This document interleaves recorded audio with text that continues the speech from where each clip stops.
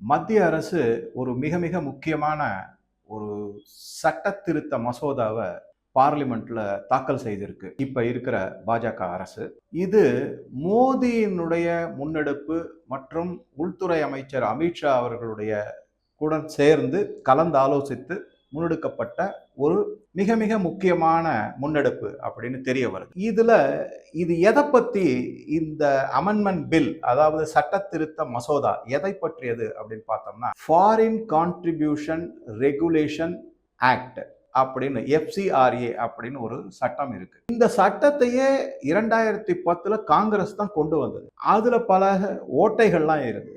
அந்த ஓட்டைகளை தவறாக பயன்படுத்தி இந்த நாட்டிற்கு பலவிதமான கெடுதல்கள் விளைவிக்கப்பட்டது. இந்த அரசு சாரா நிறுவனங்கள்னு சொல்லக்கூடிய NGOs 2017 ஒரு பொதுநல வழக்கு ஒன்று தொடுக்கப்பட்டது சுப்ரீம் கோர்ட்ல.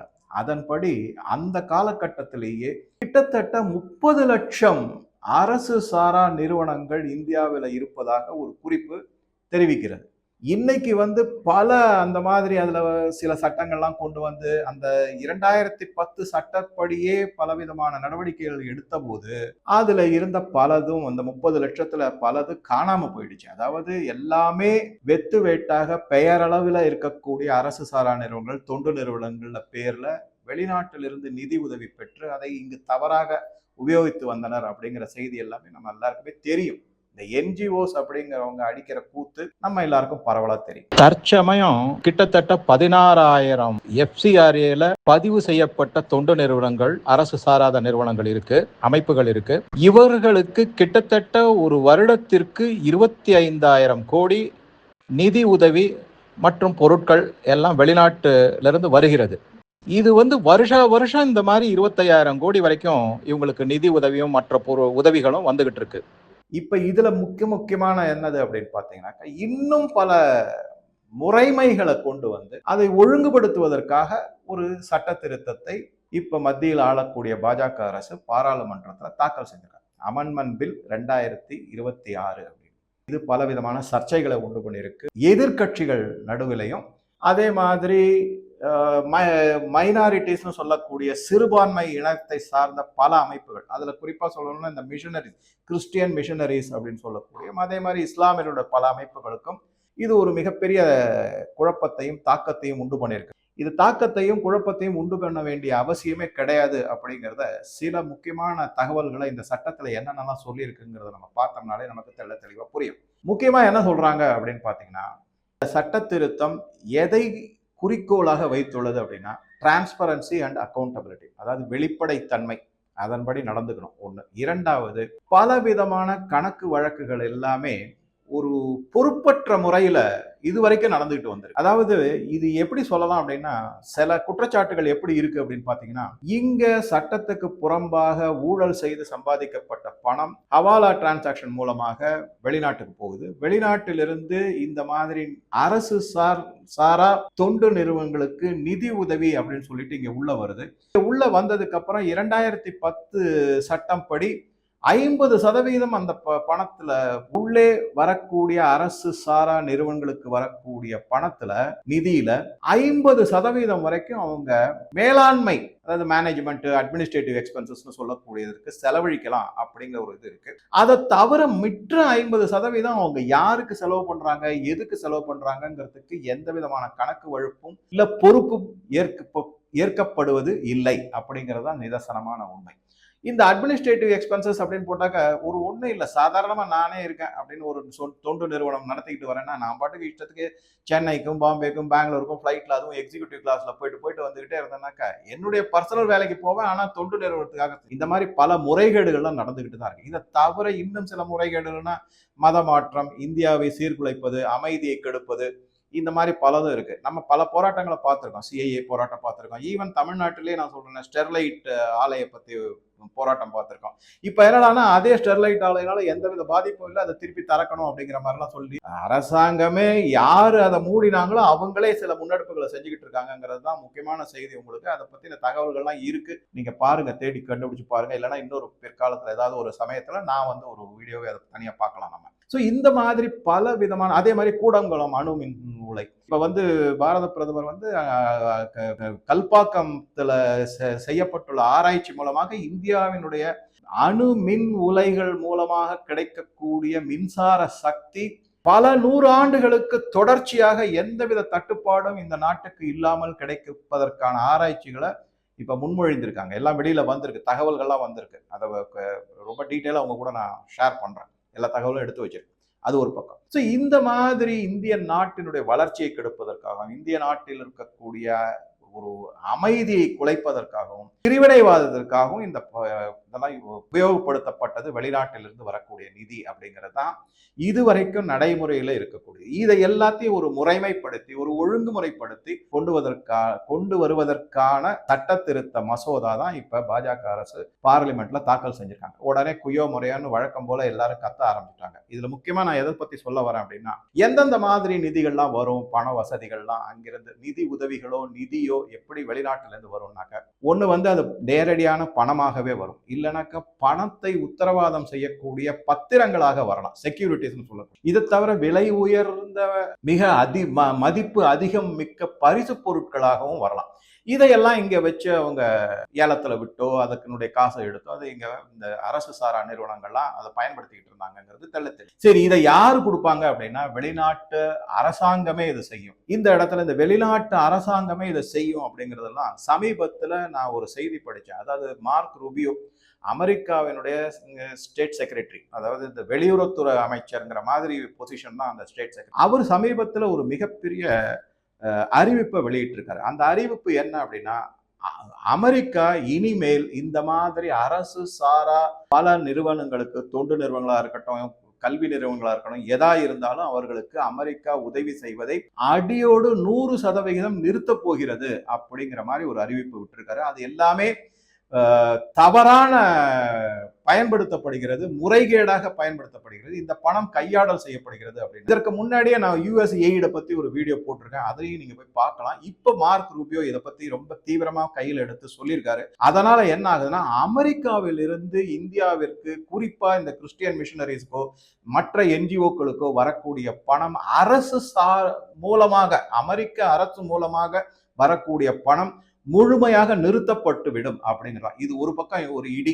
இன்னொரு பக்கம் இந்த எஃப்சிஆர் இருக்கக்கூடிய அமெண்ட்மெண்ட்ஸ், அது மற்றொரு இடி. இந்த மிஷனரிஸ் மற்றும் இஸ்லாமிய பல அமைப்புகளுக்கும் இது ஒரு மிகப்பெரிய இடியா இருக்கு. இதைத்தான் உடனே வந்து மைனாரிட்டிஸ்னுடைய ஓட் பேங்க் பாலிட்டிக்காக காங்கிரஸும் மற்ற சில கட்சிகளும் கையில எடுத்து ஒரு மிகப்பெரிய போராட்டத்தை மாதிரி உண்டு பண்ணிக்கிட்டு இருக்காங்க. அந்த போராட்டமா இன்னும் வரல.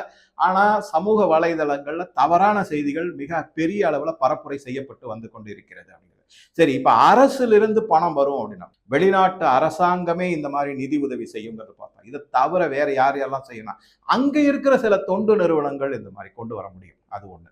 இரண்டாவதா எதை பார்க்கணும்னாக்க, தனிநபர்கள் இந்த மாதிரி நிதி உதவி செய்யக்கூடும். ஜார்ஜ் சோரோஸ் மாதிரியோ, இந்த ஃபோர்டு ஃபவுண்டேஷன் மாதிரியோ அவங்கெல்லாம் இதை மாதிரி கொண்டு வந்து கொட்ட முடியும் பணத்தை. அதன் மூலமாக இந்தியாவினுடைய பாதுகாப்பு, இந்தியாவினுடைய அமைதி எல்லாத்தையுமே சீர்குலைக்க முடியும், பிரிவினைவாதத்தை கையில் எடுக்க முடியும். இதை எல்லாமே நம்ம பார்த்துருக்கோம். சரி, இதை வந்து குறிப்பா எப்படி கொடுக்குறாங்கன்னா, இல்ல அரசியல் கட்சிக்கு கொடுக்குறாங்க, அதே மாதிரி ஊடகங்களுக்கு கொடுக்குறாங்க. அந்த அரசியல்வாதிகளும் அரசியல் கட்சிகளும் ஊடகங்களும் இந்திய மக்களுக்கு எதிரான பல பரப்புரைகள் செய்வது, இந்திய மக்களை குழப்புவது, பிரிவினைவாதத்தை தூண்டுவது. அது மொழி சார்ந்த பிரிவினைவாதமா இருக்கலாம், இல்ல பிராந்தியம் சார்ந்த பிரிவினைவாதமா இருக்கலாம். இந்த மாதிரி பலதையும் செய்யறாங்க. இப்ப நார்த் ஈஸ்ட்ல அந்த மாதிரி முன்னெடுப்புகள் தான் போயிட்டு இருக்கு. நான் முன்னாடியே சொன்ன மாதிரி இப்ப மிசோராம் போன்ற, மணிப்பூர் போன்ற இடங்கள் எல்லாம் என்னன்னாக்கா, அவங்க வந்து தனியா ஒரு கிறிஸ்துவ நாடாகவே அதை அறிவிக்க வேண்டும், இந்தியாவிலிருந்து பிரிந்து செயல்பட வேண்டும் அப்படிங்கிறாங்க. ஜேஎன்யூல நான் முன்னாடி சொன்ன மாதிரி இந்த ஒமர் காலித் அப்படிங்கிறவரும், ஷார்ஜில் இமாம் அப்படிங்கிறவங்க, இவங்க எல்லாருமே இந்த துக்கடை கேங்கை சார்ந்தவங்க. அவங்க வந்து வடகிழக்கு மாநிலங்கள் எல்லாத்தையுமே இந்தியாவிலிருந்து பிரித்து எடுத்து தனி நாடாக ஆக்குவதுதான் துக்கடை கேங் அப்படின்னு சொல்லி, இந்தியாக்கோ துக்கடை கரேங்கே அப்படிங்கிறது தான் அவங்களுடைய கோஷமாக இருக்கு. இந்த மாதிரி பலவிதமான முன்னெடுப்புகளுக்கும் இது இந்த மாதிரி வெளிநாட்டிலிருந்து வரக்கூடிய நிதி உதவிகள் பயன்படுகிறது அப்படிங்கிறதா முக்கியம். சரி, இந்த இப்போ லேட்டஸ்டா வந்திருக்கிற அமெண்ட்மெண்ட்ல குறிப்பா முக்கியமான செய்திகள் என்னென்ன அப்படின்னு பார்த்தோம்னாக்க, முக்கியமா அவங்க என்ன சொல்றாங்கன்னா, 5 வருடத்திற்கு ஒரு தரம் நீங்க வந்து அதை பதிவு செய்ய வேண்டும். உங்களுடைய தொண்டு நிறுவனமோ அரசு சாரா நிறுவனத்தை எதா இருந்தாலும் அதை நீங்க வந்து பதிவு செய்யணும். அது 5 ஆண்டுக்கு அதனுடைய அந்த ரெஜிஸ்ட்ரேஷன் அது வேலிடிட்டி இருக்கும். ஒருவேளை அதை ரினியூ பண்ணாம விட்டுட்டீங்க, ஒண்ணு ஃபர்ஸ்ட் பாயிண்ட். இரண்டாவது, அதை வந்து அப்படியே முடக்கிட்டீங்க, அது இரண்டாவது முக்கியமான பாயிண்ட். மூன்றாவது, உங்களுக்கு நோட்டீஸ் வருது, நீங்க கணக்கு வழக்குகள்லாம் எப்படி வச்சிருக்கீங்க என்னங்கிறத காமிங்க அப்படிங்கிறது, அதை செய்ய தவறிட்டீங்க. இந்த மாதிரி பல முறைகேடான தவறான நடவடிக்கைகள்ல அந்த தொண்டு நிறுவனங்கள் ஈடுபட்டு இருந்தாலும் அது ஒண்ணு. இரண்டாவது, டெசிக்னேட்டட் பேங்க் அப்படிங்கிறது ஸ்டேட் பேங்க் ஆஃப் இந்தியா டெல்லியில FCRAக்காக தனியாக அமைக்கப்பட்டுள்ளது. அதன் மூலமாக தான் நீங்க பணம் பெறணும். அதை தவிர்த்து வேற எந்த பேங்க் மூலமாகவோ பணம் நிதி உதவி பெற்றால், இது 4வது பாயிண்ட். இதெல்லாம் செஞ்சாக்க உங்களுடைய பதிவு, அதாவது அந்த தொண்டு நிறுவனங்களோ இல்ல அரசு சாரா நிறுவனங்களுடைய பதிவு நிறுத்தி வைக்கப்படும், சஸ்பெண்ட் பண்ணப்படும். அப்படிங்கிறது ஒரு காலகட்டத்தில் அது வந்து முடக்கப்பட்டதோடு அல்லாம கேன்சலும் பண்ணிடுவாங்க, ரத்து செய்யப்படும் அப்படிங்கிறது. சரி, ஒருவேளை நடுவுல இல்ல நாங்க ஏதோ ஒரு சில தனிப்பட்ட காரணங்களுக்காக எங்களால நீங்க சொன்ன அந்த ரூல்ஸ் ரெகுலேஷனை ஃபாலோ பண்ண முடியல, இதோ பாருங்க எல்லாமே சரியான முறைப்படி தான் நாங்க செஞ்சிருக்கோம் அப்படின்னு வந்துச்சுன்னா, அதை எல்லாத்தையும் சரி பார்த்துட்டு சரியாக இருந்தால் அவர்களுக்கு மீண்டும் பதிவு செய்யப்படும். அதாவது ரினியூவல் பண்ணணும், கண்டினியூஸா மானிட்டரிங் பண்ணணும், இது எல்லாமே இருக்கணும். சரி, இதெல்லாம் இல்லை அப்படின்னா என்ன ஆகுது அப்படின்னா, இன்னொரு முக்கியமான விஷயம் இதுல என்னன்னா, நீங்க வந்து வெளிநாட்டுல இருந்து நிதி உதவி பெறுகிறீர்கள். அதை வந்து ஒரு உதாரணத்துக்கு சொல்றோமே, அனாதை ஆசிரமம் ஒண்ணு நடத்துறீங்க, அந்த இடத்துல இருக்க முதியோர்களுக்கு மட்டும் அந்த நிதியா நீங்க இருக்குன்னா அதற்கு மட்டும்தான் அதை பயன்படுத்தணும். அதை தவிர அதை விட்டுட்டு அதை நீங்க மதமாற்றத்துக்கோ வேற எதற்காகவோ பயன்படுத்தினால் அந்த நிதி முடக்கப்படும். முடக்கப்படுவதோடு அல்லாமல் அரசாங்கம் அந்த தொண்டு நிறுவனத்தையோ அல்லது அரசு சாரா அமைப்பையோ தனக்கு கையகப்படுத்தி கொள்ள முடியும். இதற்காக அவங்க என்ன பண்ணிருக்காங்கன்னா, டெசிக்னேட்டட் அத்தாரிட்டிஸை அப்பாயின்ட் பண்ணிருக்காங்க. அதாவது ஒரு குறிப்பிட்ட அதிகாரிகள் நியமிக்கப்பட்டுள்ளார். அவர்கள் அந்த தொண்டு நிறுவனத்தையும் அதனுடைய சொத்து, அதனுடைய பணம் எல்லாவற்றையும் இந்த அரசு எடுத்துக்கொள்ளும். அரசு எடுத்துக்கொள்வதோடு அல்லாமல் அவர்களிடம் விளக்கம் கேட்கப்படும். விளக்கம் சொல்லவில்லை, சரியான திருப்திகரமான விளக்கம் வரவில்லை என்றால் அரசு அந்த தொண்டு நிறுவனத்தினுடைய சொத்துக்களை ஏலம் விட்டு அந்த பணத்தை அரசாங்க கஜானாவில் சேர்க்கக்கூடும். இது மிக மிக முக்கியமான செய்தி. இங்கதான் எல்லாருக்கும் பிரச்சனை. ஏன்னா பலவிதமான முறைகேடுகள் தினம்தோறும் நடந்து கொண்டிருக்கு. அதை பத்தி நம்ம கேள்வி கேட்டோம்னா, இதுவரைக்கும் எப்படி இருந்திருக்குன்னா, இந்த தொண்டு நிறுவனங்களும் அரசு சாரா நிறுவனங்களும் தாண்டோண்டித்தனமாக தங்களுக்கு எந்தவித கட்டுப்பாடும் இல்லாமல் பொறுப்பும் இல்லாமல் தங்களுக்கு வரக்கூடிய நிதியை மிக பல வழிகளிலும் தவறாகவே பயன்படுத்தி உள்ளார். இந்த நாட்டுக்கு எதிராக பயன்படுத்தி உள்ளனர்.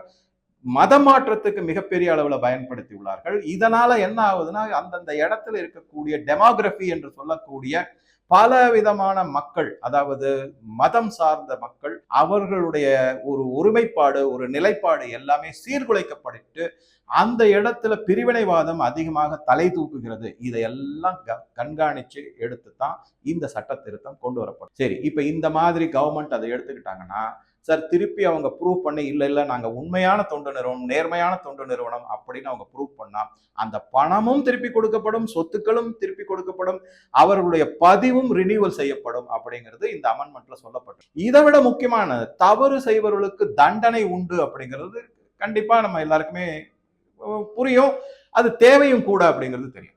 இதற்கு முன்னாடி காங்கிரஸ் ஆட்சியில கொண்டு வந்திருந்த சட்டத்தின்படி 5 ஆண்டுகள் சிறை தண்டனை இருந்தது. இப்ப இந்த சட்ட திருத்தத்தின்படி அது 1 ஆண்டாக குறைக்கப்பட்டுள்ளது. அது நம்ம முக்கியமா கவனிக்க வேண்டிய முக்கியமான பாயிண்ட். சரி, இதையெல்லாம் வச்சுதான் என்ன பண்றாங்க அப்படின்னா, நம்ம எல்லாருமே தெரியும் எந்தெந்த மாதிரி ஊழல்கள்லாம் நடக்குது இந்த தொண்டு நிறுவனங்கள் மற்றும் அரசு சாரா நிறுவனங்கள் மூலமாக அப்படிங்கிறது. இதெல்லாம் உடனே என்ன பண்ணிட்டாங்கன்னா, காங்கிரஸ் தான் இதை முதல்ல முன்னெடுத்து பலவிதமான கண்டனங்கள், கடுமையான சாடுதல் எல்லாம் மத்திய அரசு, பாஜக அரசை சொல்லியிருக்காங்க.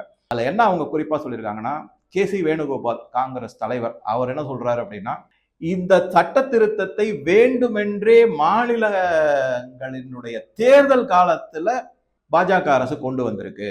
இதன் மூலமாக என்னன்னா, எம்பிக்கள் வந்து அவர்கள் தொகுதியில போய் தேர்தல் பிரச்சாரத்தில் ஈடுபடும் போது பாராளுமன்றத்தில் லோக்சபாலையும் சரி ராஜ்யசபாலையும் சரி அவர்களுடைய காங்கிரஸுடைய எண்ணிக்கை எம்பிக்கள் குறையும். அந்த சமயத்துல இது அவங்க இல்லாத சமயத்துல இந்த சட்ட திருத்தத்தை மசோதாவை எப்படியாவது அமலுக்கு கொண்டு வர வேண்டும் என்று பாஜக தகுடுதத்தமாக முயற்சிக்கிறது அப்படின்னு. சரி, ஓகே, அந்த மாதிரி வச்சுக்கலாம்.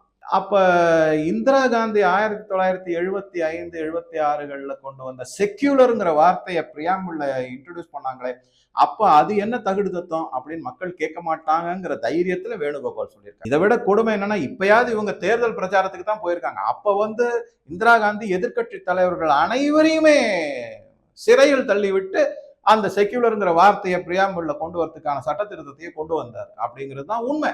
ஆக மொத்தம் காங்கிரஸ் ஏதோ அப்படியே அரசியல் சட்டத்துக்கு தாங்கள் தான் பாதுகாவலர்கள்ங்கிற மாதிரி போடுறது எல்லாமே வெறும் வேஷம் அப்படிங்கிறது தெள்ள தெளிவா தெரியுது. இது ஒரு முக்கியமான பாயிண்ட். கார்டினல் பெசிலஸ் கிளீமிஸ் அப்படிங்கிறவர் தான் திருவள்ளாவில் மற்ற குருமார்களுக்கு தலைவராக. இவர் என்ன அப்படின்னா கத்தோலிக்க பிஷப்ஸ் கவுன்சில்னு ஒன்று இருக்கு, அதனுடைய பிரசிடென்டா இருக்காரு. இவர் தான் இந்த கூட்டத்தை நடத்தி பலவிதமான கண்டனங்களை தெரிவிச்சிருக்காரு. இந்த சட்ட திருத்தம் அடியோடு நிறுத்தப்பட வேண்டும், இதை முன்னெடுக்க கூடாது, இது வரக்கூடாது அப்படின்னு கடுமையான கண்டனத்தை தெரிவிச்சிருக்காரு. சரி, இதே மாதிரி தான் அப்போ இன்னொரு விஷயம் நம்ம சொல்லலாம். ஆர்டிகல் 370 35A காஷ்மீரை பத்தினது, அதை எடுத்த சிறப்பு அந்தஸ்தை நீக்கப்படுறதுக்கான இதை கொண்டு வந்த போது, அந்த சட்ட மசோதாவை ரத்து செய்த போது, இதே காங்கிரஸ் எம்பிகளும் மற்றவங்களும் யூரோப்ல டூர் போயிட்டு தானே இருந்தாங்க. அந்த செய்தி இருக்குல்ல, நம்ம பார்க்கத்தானே போறோம். உடனே என்ன சொல்லுவாங்க, பாஜக எம்பியும் சேர்ந்து தான் வந்தாங்க, ஆனா அவங்க கேன்சல் பண்ணிட்டாங்க. அவங்களுக்கு நாடு கட்சி அது முக்கியம், அதனால அவங்க வந்தாங்க. நீங்க உங்களுக்கு டூர் தான் முக்கியம்னு சொல்லிட்டு யூரோப்ல டூர் பண்ணிட்டு இருந்தீங்க, ரத்து செய்யப்பட்டது ஆர்டிகல் 370 35. ஸோ இந்த மாதிரி பல செய்திகள் இருக்கு. இதை தவிர என்னன்னா, வழக்கம் போல தமிழ்நாட்டில் இப்ப தேர்தல் காலம், அதனால நேரம், அதனால என்ன பண்ணியிருக்காருன்னா, முதல்வர் திரு ஸ்டாலின் அவர்கள் கடுமையாக இந்த சாடி இருக்காரு. இது பாஜக செய்யக்கூடிய சிறுபான்மையருக்கு இழைக்கப்பட்டுள்ள மிகப்பெரிய அநீதி அப்படின்னு சொல்லியிருக்காரு. இதை தவிர அவருடைய டிஎம்கே கட்சியை சேர்ந்த திரு வில்சன் எம்பி அவர்கள் அவங்க என்ன சொல்லியிருக்காருன்னா, சிறுபான்மையர் குறிப்பாக கிறிஸ்துவர்களுடைய சொத்துக்களை அபகரிப்பதற்காக பாஜக போட்டுள்ள ஒரு கொடுமையான திட்டம் இது அப்படின்னா அவர் ஒரு கண்டனத்தை தெரிவிச்சிருக்காரு. இதுக்கு நடுவுல கேரளால திருவள்ளா என்ற இடத்துல இந்த கத்தோலிக்க பிஷப்னு சொல்லக்கூடிய குருமார்கள் எல்லாம், மத குருமார்கள் எல்லாம் ஒன்று சேர்ந்து ஒரு இது மாதிரி நடத்திருக்காங்க. அவங்களும் இதற்கு மிகப்பெரிய கண்டனம் தெரிவித்திருக்காங்க. இப்ப இங்க என்ன குறிப்பா வருதுன்னா, இந்த சட்டத்தின்படி நீங்க பாத்தீங்கன்னாக்க இதுல குறிப்பா யாரெல்லாம் இதுக்கு யாரு இந்த நிதி உதவி பெறக்கூடாது அப்படிங்கிறதுக்கு, பாலிட்டிஷியன், ஜட்ஜு, மீடியா ஆர்கனைசேஷன், அதுக்கப்புறம் ஏற்கனவே யாரெல்லாம் வாங்கக்கூடாதுங்கிற லிஸ்ட் இருக்கும் அவங்க. அது மட்டும் தானே சொல்லியிருக்கு. தொண்டு நிறுவனங்களுக்கு நிதி வரக்கூடாதுன்னு சொல்லல. தொண்டு நிறுவனங்கள் அந்த நிதியை எதற்காக வாங்கினாங்க, அதுக்கு உபயோகப்படுத்துறதுக்கான தகவல்கள் கொடுன்னு தானே கேட்டிருக்காங்க. எந்த விதத்துல இந்த சட்ட திருத்தம் இவர்கள் எல்லாம் குய்யோ முறையோன்னு கூப்பாடு போடுவது மாதிரி ஒரு பாதிப்பை சிறுபான்மையருக்கோ இல்ல மற்ற அரசியல் கட்சிகளுக்கோ ஏற்படுத்தியிருக்கு அப்படிங்கிறது ஒரு விளங்காத புதிராகத்தான் இருக்கு. ஆக மொத்தமா இதை பார்த்தீங்கன்னாக்க, இந்தியாவில் இருக்கக்கூடிய உள்நாட்டு அமைதி, அதன் மூலமாக அதை கெடுப்பதன் மூலமாக நிலவக்கூடிய குழப்பங்கள், இது எல்லாமே இந்த சட்ட மசோதா திருத்தத்தின் மூலமாக கண்டிப்பாக நடைபெறும் அப்படிங்கிறது தான் உறுதியான செய்தி. நம்ம எல்லாருக்கும் தெளிவாகவே தெரியுது. டிஎம்கே எம்பி வில்சன் அவர்கள் இந்த சட்ட திருத்த மசோதாவை பத்தி என்ன சொல்லியிருக்காருன்னா, பாஜக கிறிஸ்துவர்களுடைய சொத்துக்களை அபகரிப்பதற்காக இந்த சட்டத்தை கொண்டு வந்திருக்குன்னு சொன்னாருன்னு நான் சொன்னேன் இல்லையா. ஒரு நிமிஷம் யோசிச்சு பாருங்க. கேரளால இருக்கிற பல கிறிஸ்துவர்களுடைய சொத்துக்களை சர்ச்சு முதற்கொண்டு யார் அபகரிச்சாங்க அப்படின்னா வக்ஃபு வாரியம் தான். அதை மீட்டு எடுத்து கொடுத்தது பாரத பிரதமர் மோடி அவர்கள். ஆனா இன்னும் இங்க என்ன சொல்லிட்டு இருக்காங்க, பாரத பிரதமர் மோடி கிறிஸ்துவர்களுடைய சொத்துக்களை அபகரிப்பதற்காக இந்த சட்ட திருத்தத்தை கொண்டு வந்திருக்காரு அப்படின்னு. கிறிஸ்துவர்களே ஒப்புத்து கொண்ட உண்மை, வக்ஃபு வாரியம் கிறிஸ்துவ சொத்துக்களை அபகரித்தது என்பதுதான்.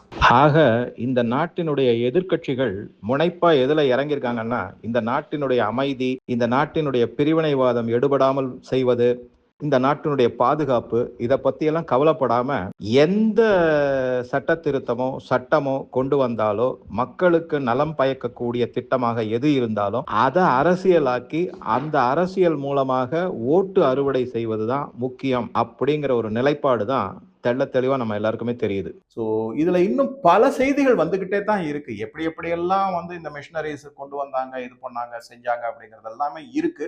அது ரொம்ப விலாவரியா பேச வேண்டாம். ஒரு மேலோட்டமா ஒரு முக்கியமான கருத்துக்களோட இந்த வீடியோவை நான் முடிச்சுக்கிறேன். ஸோ உங்க கருத்துக்களை பதிவிடவும் நன்றி, வணக்கம்.